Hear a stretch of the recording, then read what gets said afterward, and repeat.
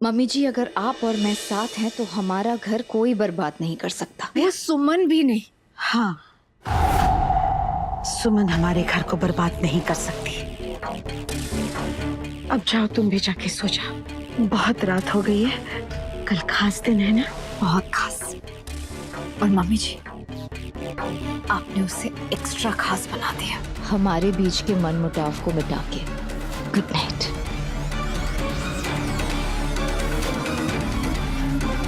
Good night. अच्छा सुनो, तुमने तीर्थ को बताया है ना कल उन दोनों को यहाँ होना है? हाँ हाँ, देखिए ना, मैंने कई बार कॉल किया पर दोनों ने उठाया ही नहीं। पर मैंने उस सुमन की माँ को बता दिया है। चलो अच्छा किया। वो बेचारी अपने भाई के गम में होगी। गम? आपको क्या हुआ? ये देखिए मम्मी जी, वो पूरी तरह से तीर्थ भैया को अपने कंट्रोल में कर रही है।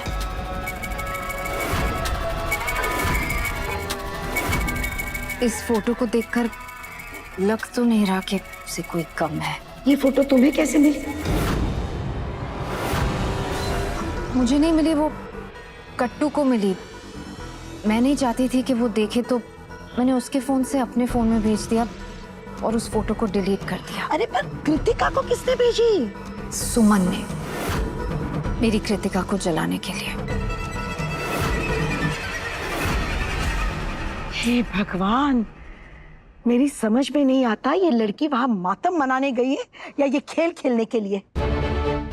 अगर ये फोटो कृतिका को मिल जाती, उस बेचारी की हालत पहले ही इतनी खराब है, कितना बुरा असर पड़ता उस पर। वही तो। हे भगवान, कोई इंसान इतना कैसे गिर सकता है? वो लड़की ऑलरेडी गिरी हुई है, उससे क्या उम्मीद रख सकते हैं। मुझे तो तीर्थ भैया के लिए दुख हो रहा है। क्यों? देखिए ना, कैसे उस लड़की के पीछे लट्टू हुए पड़े हैं तीर्थ भैया। मुझे तो डर है कहीं आपके और तीर्थ भैया के बीच में वो दरार ना ले आए।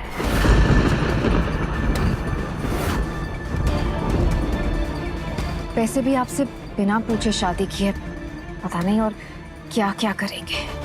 मेरा लड्डू। लड्डू तो वो लड़की खा गई और आपको देखो ना कैसे धूल चटा रही है।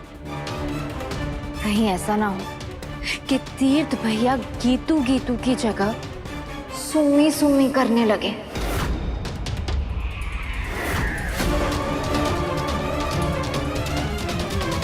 अब चलिए, मैं आपको अंदर छोड़कर आती हूँ। नहीं, मैं चली जाऊंगी। भगवान, मेरा लड्डू। गणेश जी, मेरे लड्डू की रक्षा कर। आज तक मेरे सामने आपकी एक नहीं चली, लेकिन क्या है ना, मैं डर गई थी कहीं आप और कचरा आंटी एक टीम बनकर मेरे खिलाफ ना हो जाए। लेकिन अब तो आप मेरी टीम में हो, कल के ड्रामे की मेरी main heroine. After all laddu का बहुत खास दिन है।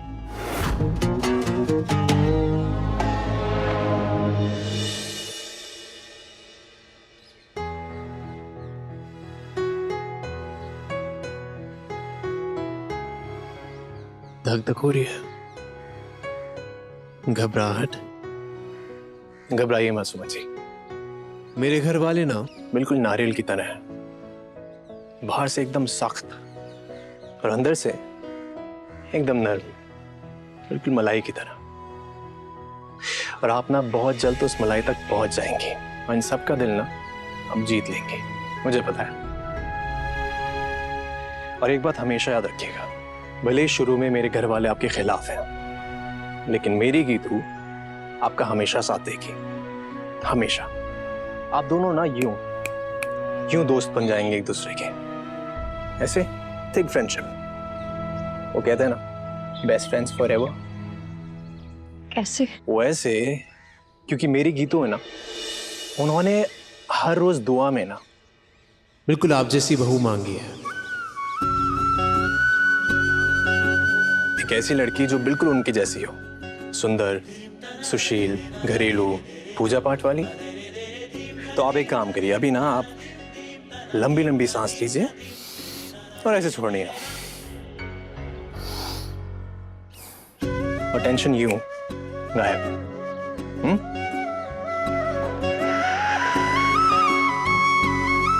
After you.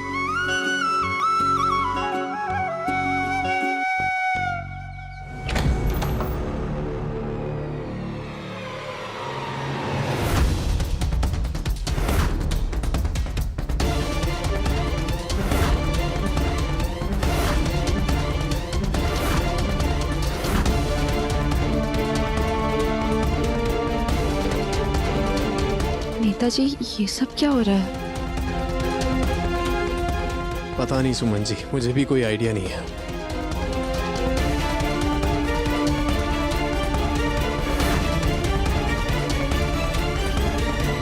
क्या हो रहा है?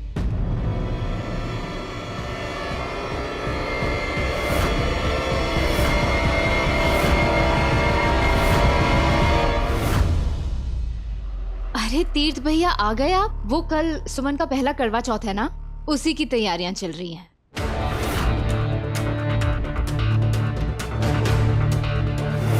ये क्या सुमन, तुम ससुराल सफेद कपड़े पहनकर आई हो?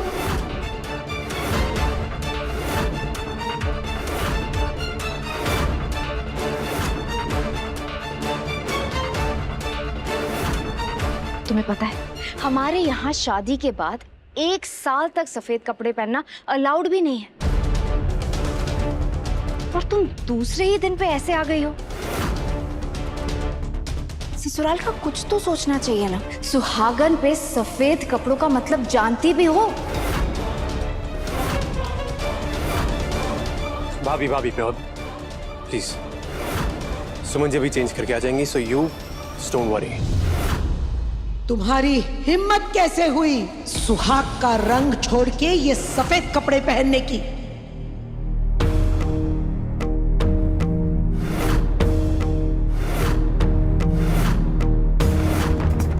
कल मुंह दिखाई की रस्म में भी तुम अपशगुन करके भाग गई थी।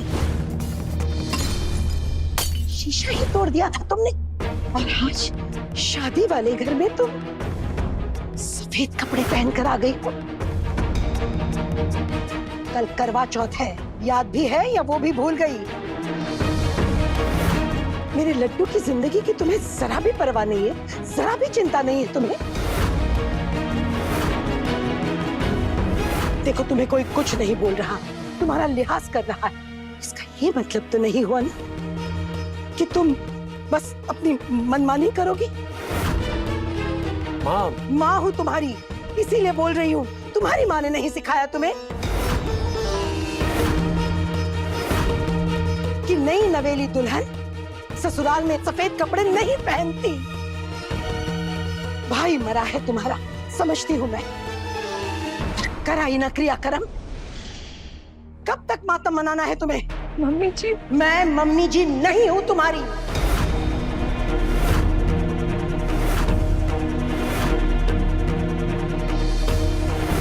और अगर होती ना तो तुम्हें अच्छी तरह समझाती कि ससुराल में बहुएं रस्में कैसे निभाती है। कल बताया था ना तुम्हारी माँ को सब कुछ।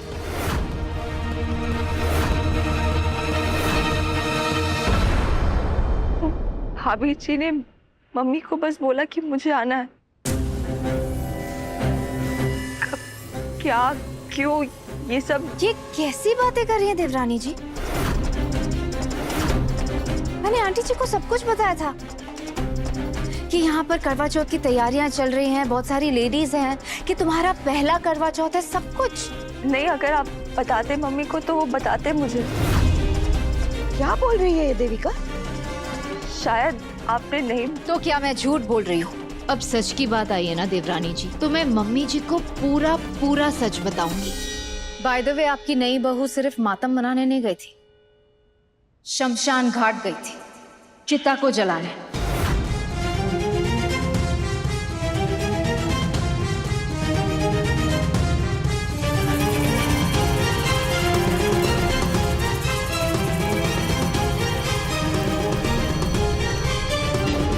हर न्यूज चैनल, सोशल मीडिया पे यही चर्चा हो रहा है कि सुमन इंदौरी ने एक नया रिवाज शुरू कर दिया।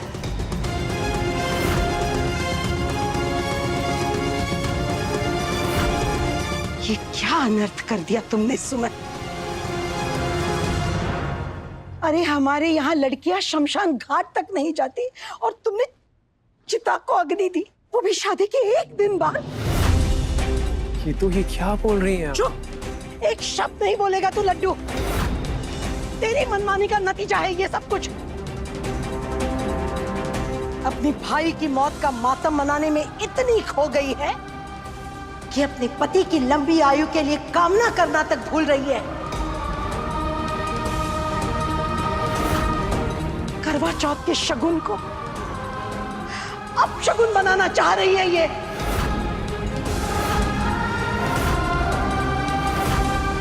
कहीं से तेरी जिंदगी का कोई मोल नहीं है।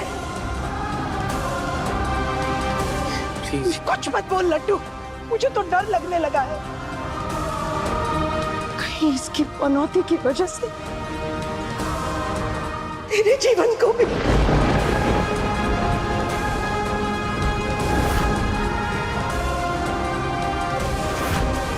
माँ आप क्या? सासू माँ, अरे उससे छोड़िए और मुझे देखिए।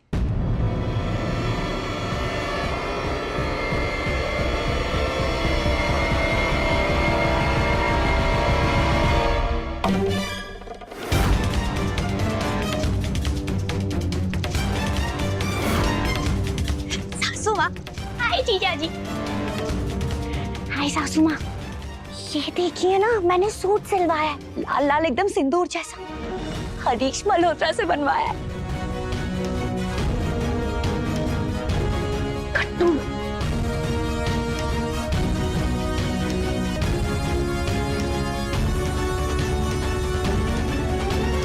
देख अपने चारों तरफ सभी सुहागनों को देख, सभी रंगों में है, एक अकेली तुम खड़ी हो बेरंग।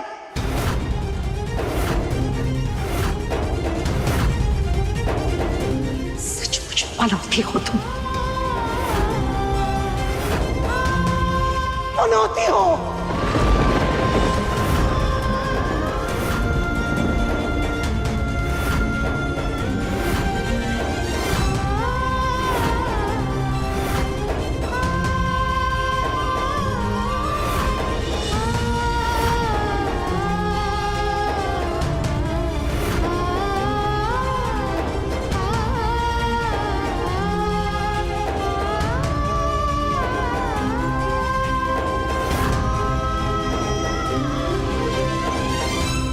अब देखना, कचरा आंटी वही करेगी जो उसे बेस्ट आता है।